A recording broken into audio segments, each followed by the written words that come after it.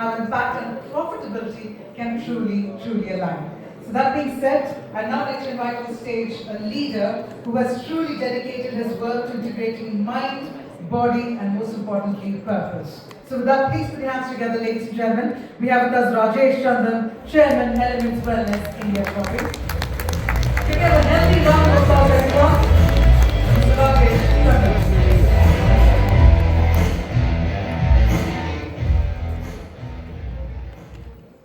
Hi friends, I'm here to talk about the wellness industry. At the end of this session, in the next 10 minutes, I'll give you a thought-provoking statistics which will help you to know whether where you are, is it at the right time, is it at the right place.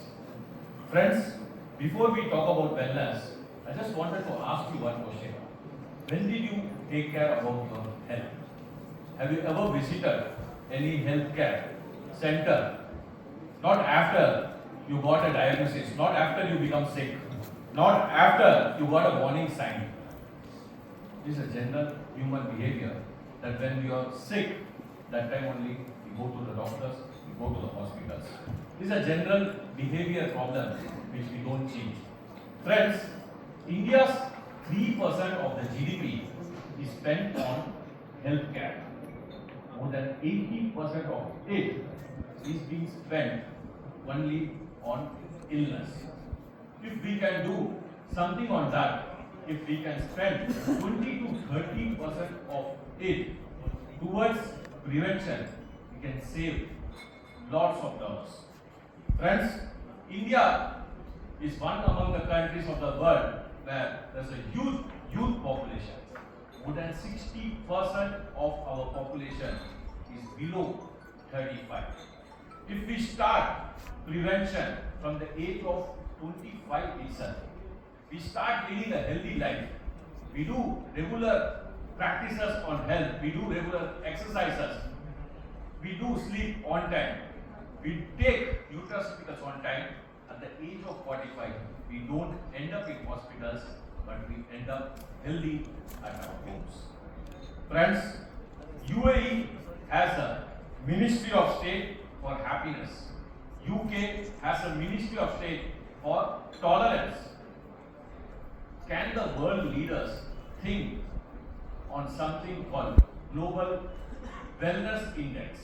Do we think over there? Friends, India has been traditionally practicing yoga and it has been exported to the world. Not because it is a trendy, not because it is inexpensive, but because it gives a huge result. Right? That's the trust factor that India and Indian products are getting. Ayurveda is there from ages, but we have not capitalized on that. One fine day, when I went to a shabby store of an Ayurvedic products, I saw the products are good, the treatment is good, but it's not being packaged well. That's when I thought it has to be repackaged in a very well way. And in Elements Wellness, what we have done is we have got all these Ayurvedic products with science-backed results and made sure it reaches to the end consumer. Friends, today, as I am standing from past 14 years, we have more than 5 lakh wellness experts spreading wellness to the remotest location of Tier 1, Tier 2 and Tier 3 cities. We are there in the smallest town of Meghalaya. You are there in the smallest town of Tripura, spreading wellness across. Our motto is prevention is always better than cure. People can cure diseases, but if we can prevent at an early age, a person at the age of 25 will not reach to the hospital at the age of 45. Friends, at Element Wellness, we are always making products to make sure it reaches to the end in a better way. Our wellness experts spread the message to their neighbors, to their friends, and make sure that they lead a healthier and a happier life. Friends, the best time to prevent sickness was actually yesterday.